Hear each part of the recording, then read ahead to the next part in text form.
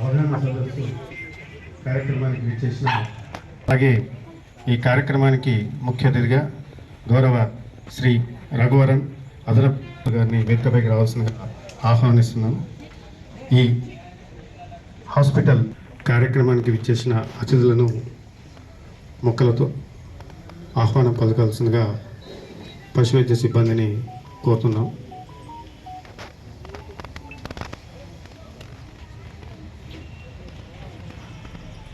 మేడంకి పూల మొక్కను బహుకరించాల్సిన కోరుతున్నాం. అలాగే రవీందర్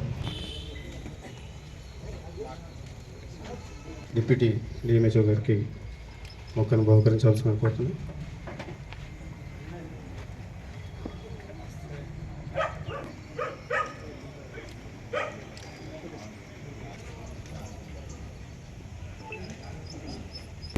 ఓపెనింగ్ రిమార్క్స్ ఇవ్వాల్సిందిగా గౌరవ జిల్లా సభకు అధ్యక్షత వహించినటువంటి మున్సిపల్ చైర్మన్ గారు శ్రీమతి ఆడవాళ్ళ జ్యోతి లక్ష్మి గారికి మరియు ముఖ్య అతిథి మన ఏసీఎల్వి రఘువరన్ గారికి డిప్యూటీ డిఎంహెచ్ఓకు తర్వాత మీకు తెలుసు మన దగ్గర చాలా వరకు పేపర్లో చూస్తూ ఉంటాం కుక్క కరిస్తే కొన్ని మరణాలు కూడా సంభవించినాయి.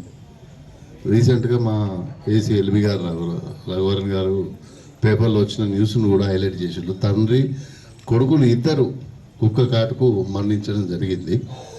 సో ఇట్లాంటివన్నీ కూడా మనము మామూలుగా చెప్తే ఏదో పేపర్ ద్వారానో లేకపోతే ఏదో సభను పెట్టేసి మనం చెప్తే పబ్లిక్ అంత ఎఫెక్టివ్ ఉండదు. ఇట్లాంటిది ఒక సందర్భం మనకు వరల్డ్ జూనోసిస్ డే ద్వారా మనకు ఒక డిసీజ్ పశువును కానీ లేకపోతే ఏదైనా స్పెసిఫిక్ ఉన్న అంటే గర్భధారణ చేస్తున్నాం అనుకోండి పశువులు, దానిలో బ్రూసెల్లోసిస్ అనే వ్యాధి ఉంటే మనకు కూడా వచ్చే అవకాశం ఉన్నది. సో మొత్తం ఆయన జీవిత కాలంలో మొత్తం ఆ బ్రూసెల్లాతోటే సఫర్ అయిపోయి ఆయనే కొంత చనిపోవడం జరగదు, కానీ ఆ వ్యాధితోటి ఆయన జీవితంలో ఏదైతే సాధిద్దాం అనుకుంటారో దాని అన్నిటికి కూడా కొంత అడ్డంకులు ఏర్పడతాయి అన్నట్టు. ఎప్పుడు 15 రోజులకు ఒకసారి జ్వరం రావడం తగ్గిపోవడం, 15 రోజులకు ఒకసారి జ్వరం వచ్చి వీక్ అవ్వడం తగ్గిపోవడం, ఇట్లాంటివి జరుగుతాయి అన్నట్టు. సో ఇట్లాంటి కొన్ని మన ప్రొఫెషనల్గా అంటే మన వృత్తిరీత్యా వచ్చే వ్యాధులు ఉన్నాయి, కానీ అతి ప్రధానమైనది మాత్రం రేబీస్. ఇంతకుముందు మేడం గారు రాగానే చైర్మన్ గారు మెదడు లోపల ఈ వ్యాధి ప్రబలి తర్వాత మొత్తం ఉన్నటువంటి మజిల్స్ లోపల మనకు లంగ్స్ కూడా శ్వాస తీసుకోవడం ఇబ్బంది అయ్యి తర్వాత నీళ్ళ దగ్గరికి పోవాలంటే భయం అయ్యి ఇక మనిషి వీక్ అయిపోయి చనిపోవడం జరుగుతున్నట్టు. దీనికి మళ్ళీ వ్యాక్సిన్ ఒకటే ఉన్నది, దానికి మళ్ళీ ట్రీట్మెంట్ లేదు. మన డాక్టర్ దగ్గరికి పోతే మనకి ఏదో ట్రీట్మెంట్ ఇస్తారని మాత్రం ఆశ లేదు. కంపల్సరిగా మనం వ్యాక్సిన్ తీసుకోవాల్సిందే. సో పెట్ డాగ్స్ ఎవరైతే ఉన్నారో వాళ్ళు కూడా కంపల్సరిగా వ్యాక్సిన్ తీసుకోండి. మనకు ముందు సార్ చెప్పారు, ఫస్ట్ రేబీస్ వ్యాక్సినేషన్ ఎప్పుడైతే జరిగిందో అప్పటి నుంచి మనం జరుపుకోవడం జరుగుతుంది. ఈ జూనోటిక్ డే సంబంధించిందని జనరల్గా అందరూ అనుకోవచ్చు, వెటర్నరీ డిపార్ట్మెంట్ వాళ్ళే చూస్తారు అని అనుకోవచ్చు. కానీ ఇప్పుడు ఏంటంటే మన గవర్నమెంట్ కూడా, తెలంగాణ గవర్నమెంట్ కూడా వన్ హెల్త్ ప్రోగ్రామ్ మీద అన్ని యానిమల్ సంబంధించిన జబ్బులన్నిటి కూడా సార్ ఒకటే ప్రోగ్రామ్ కింద తీసుకొచ్చారు సార్. ఒకటి ఓన్లీ వెటర్నరీ కాకుండా వెటర్నరీ, మున్సిపల్, పంచాయతీరాజ్ డిపార్ట్మెంట్ కొత్త ప్రోగ్రామ్ మనకు లాంచ్ అవ్వబోతుంది సార్. మనకు గైడ్లైన్స్ ఇప్పుడు వస్తూ ఉన్నాయి సార్. టోటల్ అన్ని జూనోటిక్ డిసీజ్ వల్ల వచ్చేటి, ఉదాహరణకి మనం చెప్పాలంటే రేబీస్ కానీ, లెప్టోస్పైరా కానీ, యాంథ్రాక్స్ కానీ, ఇంతకుముందు సార్ చెప్పినట్టు బ్రూసెల్లోసిస్ కానీ, కేఎఫ్టీ క్యాసినర్ ఫారెస్ట్ డిసీజ్ అని, యాంథ్రాక్స్ అని, తర్వాత టాక్సోప్లాజ్మా అని, ఇవన్నీ కూడా ఒకటే గొడుగు కిందకి మనం తీసుకురావడానికి ప్రభుత్వం ట్రై చేస్తుంది. అది చాలా మనకు మంచి విషయం. ఒకటే అంబ్రెలా కింద మనం చూస్తే మనకు ఒక థరో ఐడియా వచ్చే అవకాశం ఉంది. ఇవే కాకుండా మనకు ఇటీవల వచ్చినటువంటి దోనూరులో అది కూడా మేము ఇన్వెస్టిగేట్ చేస్తాము. ఇంజెక్షన్సే కాకుండా యాంటీబయాటిక్స్ కూడా వాడాలి. దాని థరో వూండ్ని క్లీన్ చేయడం వల్ల ఇన్ఫెక్షన్, ఆ క్రిములు అనేవి ఆ నర్వస్ సిస్టమ్ వెళ్ళకుండా ఉంటుంది. సో పర్సనల్ ప్రొటెక్టివ్ మెజర్స్ యానిమల్స్లో ఏమైనా ఉన్నప్పుడు కొంచెం జాగ్రత్తగా డీల్ చేయడం, ఏమైనా బైట్స్ అయినా, ఏమైనా చిన్న స్క్రాచ్ చేసినా కూడా మెడికల్ హెల్ప్ తీసుకుంటే ఇట్లాంటి వాటి నుంచి మనల్ని మనం కాపాడగలుగుతాం. సో వన్ హెల్త్ ప్రోగ్రామ్ కింద మేము అన్ని డిపార్ట్మెంట్ కలిసి కూడా ఒకటి మీటింగ్ ద్వారా పెట్టుకొని మన అడిషనల్ కలెక్టర్ గారి సలహాలతో, కలెక్టర్ గారి సలహాలతో, డెఫినెట్గా ప్రజాప్రతినిధుల సహకారంతో ఒక వన్ హెల్త్ ప్రోగ్రామ్ కింద అన్నిటిని కూడా ఒక యూనిఫైడ్ ప్రోగ్రామ్ కింద చేసి డెఫినెట్గా ఈ జంతువుల వల్ల మనకి జబ్బులు వచ్చినా కూడా డీల్ చేసేట్టు ఒక సర్వేలెన్స్ సిస్టమ్ అనేది మేము స్ట్రెంథన్ చేయడం జరుగుతుంది సార్. అందరి కోఆపరేషన్ దీనికి కావాలని కోరుతున్నాం.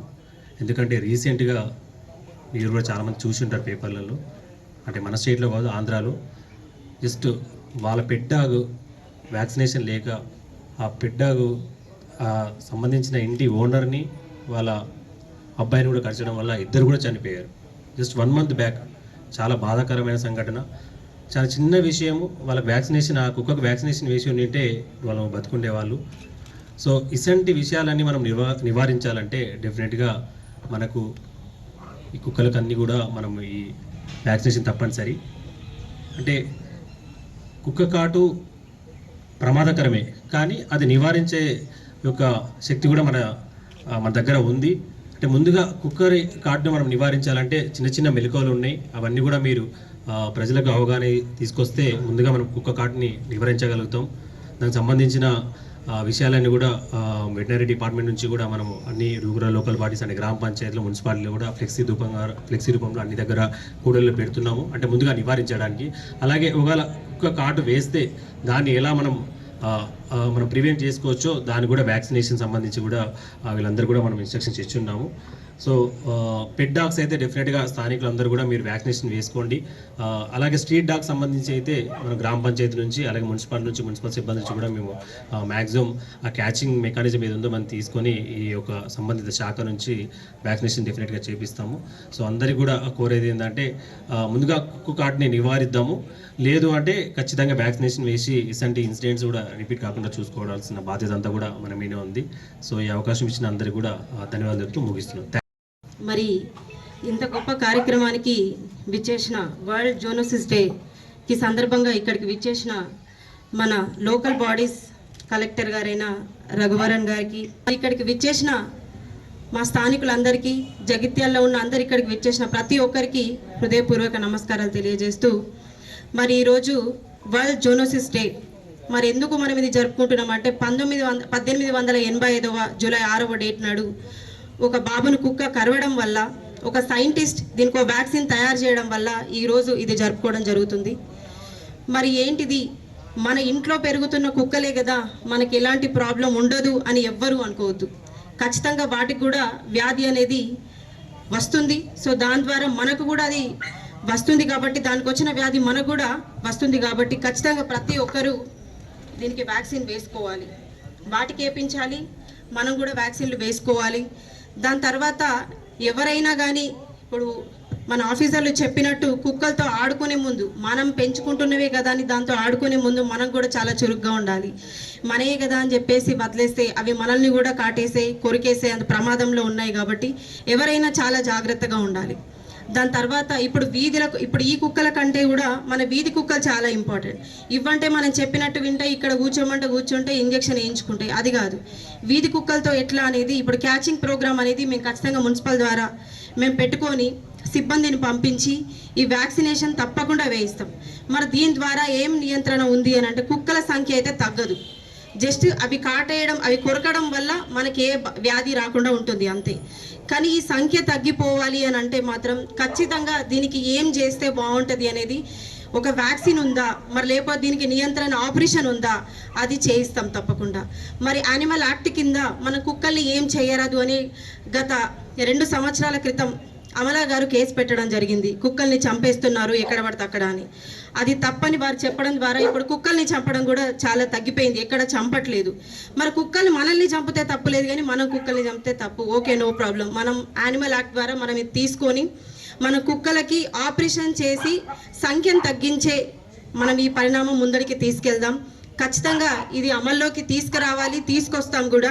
ఎందుకంటే చాలా చోట్ల మేము చూస్తున్నాము పిల్లల్ని చంపడము, కరిచి, ఒక బాబు ఒంటరిగా ఉన్నాడు, ఒక పాప ఒంటరిగా ఉన్నదంటే కదా అక్కడికి పోయి కొరికేసి వీటిని చాలని చంపడము. మొన్న ఒక అమ్మ చనిపోయింది. ఇట్లా చాలా చోట్ల కుక్క కాటికి ఖచ్చితంగా చచ్చిపోతున్నారు. మరి దీన్ని ఎట్లా నియంత్రించడం అనేది నేను ఆఫీసర్లను ఇప్పుడే అడిగినాను. దీనికి మళ్ళీ ముందడు ఉంది మేడం అని చెప్పారు. ఖచ్చితంగా ఇది ముందట్లో ఫస్ట్ ఇది తీసుకురావాలి. మనం వ్యాక్సినేషన్ వేసుకుంటే వ్యాధి తగ్గుద్దేమో కావచ్చు, కానీ మన చావు అయితే తగ్గదు. అందుకని చెప్పేసి ఖచ్చితంగా ఈ ఏదైతే ఉందో ఈ ఆపరేషన్ చేయడమా మరి ఏంది అనేది ముందడికి తీసుకొచ్చి ఖచ్చితంగా దాన్ని మేము పాటిస్తాం. ఏది ఉందో ముందడికి ఫస్ట్ తీసుకొస్తాం. అది తీసుకొచ్చిన తర్వాత, ఎందుకంటే చాలా చోట్ల పిల్లలు కానీ పెద్దవాళ్ళు కానీ చనిపోతున్నారు, ఒంటరిగా ఉన్న మహిళలు కానీ పిల్లలు కానీ చనిపోతున్నారు. కాబట్టి ఖచ్చితంగా దీన్ని ముందుకు తీసుకొస్తాం. ప్రతి ఒక్కరూ మనం బయటికి వెళ్ళినప్పుడు కానీ వీధి కుక్కలతో అందరూ ప్రతి ఒక్కరు జాగ్రత్తగా ఉండాలి. ఎవరు కూడా అక్కడ వెళ్ళినప్పుడు కొంతమంది పాపం ప్రేమతో అన్నం పెడతారు, ఆ అన్నం పెట్టినా కూడా అవి మీదికెక్కి మళ్ళీ కరుస్తూ ఉంటాయి. సో దానికి ప్రతి ఒక్కరు జాగ్రత్తగా ఉండండి. ఎవరైనా కానీ బాగా అతి ప్రేమ, బయట వీధి కుక్కల మీద కొంచెం అతి ప్రేమ తగ్గించండి. అవి పెంచొద్దు, అది పెంచొద్దా, వీటికి ఏం చేయొద్దా అని అనకండి, పెంచండి. అవిటి కూడా అన్నం పెట్టండి, అన్నీ చేయండి. కాకపోతే ఏంటంటే కొంచెం జాగ్రత్తగా ఉండండి అని చెప్తున్నాం మేము. అంతేకాకుండా వీధి కుక్కలది కాకుండా మన ఈ పెట్స్ ఏదైతే మనం పెంచుకుంటామో ఈ పెట్స్తో కూడా కొంచెం జాగ్రత్తగా ఉండండి ప్రతి ఒక్కరు. అట్లాగే ఇంకా దీని నియంత్రణ ఎంత తొందర ముందడికి వస్తే మేము ఖచ్చితంగా ముందుకు తీసుకొస్తాం. ఎంత తొందర సంఖ్య తగ్గించే అవకాశం ఉంటే సంఖ్యను తగ్గిస్తాం. అంతకుముందు పందుల నివారణ కూడా మేము చేసినాం. సో పందులతో కూడా చాలా ఇబ్బందులు ఉండే, అది కూడా చేసినాం. ఇప్పుడు కుక్కలది కూడా ఖచ్చితంగా చేస్తాం. కాబట్టి ఈ అవకాశం ఇచ్చిన ప్రతి ఒక్కరికి హృదయపూర్వక ధన్యవాదాలు చేస్తున్నాను.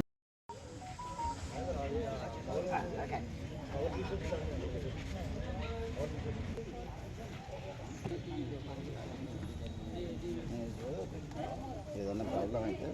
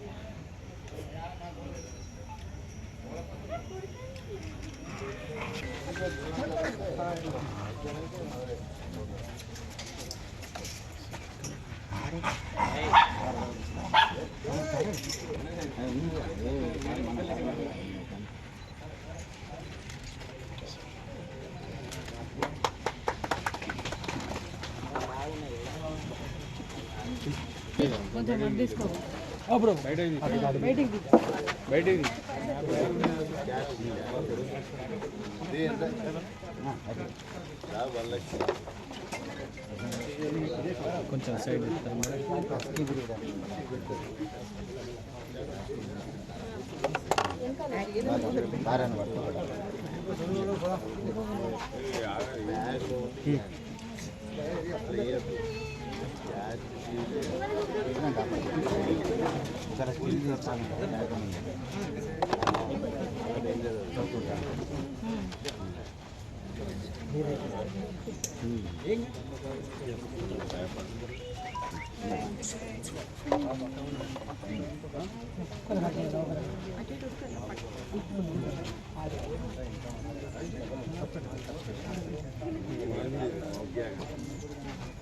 Right.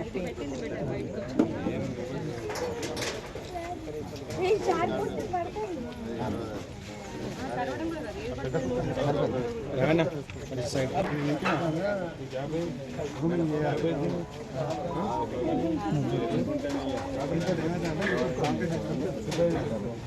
మనం చెప్తారు